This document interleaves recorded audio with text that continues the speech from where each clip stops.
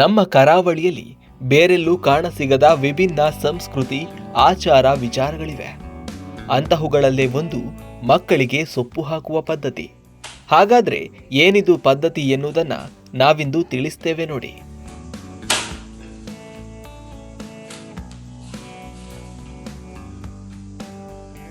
ಮಕ್ಕಳಿಗೆ ಕೆಟ್ಟ ದೃಷ್ಟಿ, ಸೋಂಕು, ಹಠ ಮಾಡುವುದು ಇನ್ನಿತರ ಹಲವಾರು ಸಮಸ್ಯೆಗಳಿಗೆ ರಾಮಬಾಣವಾಗಿ ಈ ಪದ್ಧತಿಯನ್ನ ಅನುಸರಿಸಲಾಗುತ್ತದೆ. ಈ ಹಿಂದಿನ ಪದ್ಧತಿಯನ್ನ ಇಂದಿಗೂ ನಡೆಸಿಕೊಂಡು ಬರುತ್ತಿದ್ದಾರೆ ಉಡುಪಿ ಜಿಲ್ಲೆಯ ಹಿರೇಬೆಟ್ಟು ಗ್ರಾಮದ ರಾಮಮಡಿವಾಳ ಇವರು.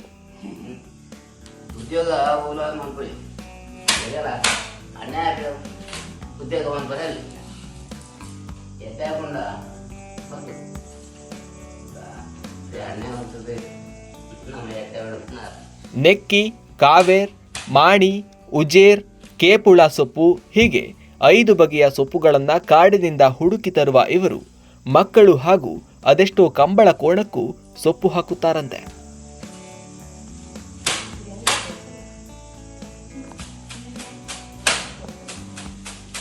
ಊರಿನಲ್ಲಿ ರಾಮಣ್ಣೆ ಎಂದೇ ಹೆಸರುವಾಸಿಯಾಗಿರುವ ಇವರು ಯಾವುದೇ ಹಣದ ಆಸೆಯಿಂದ ಈ ಕೆಲಸ ಮಾಡುತ್ತಿಲ್ಲ. ಬದಲಾಗಿ ಜನರು ಕೊಟ್ಟಷ್ಟು ಹಣವನ್ನ ತೆಗೆದುಕೊಳ್ಳುವ ಮೂಲಕ ಸಂತೋಷ ಪಡುತ್ತಾರೆ.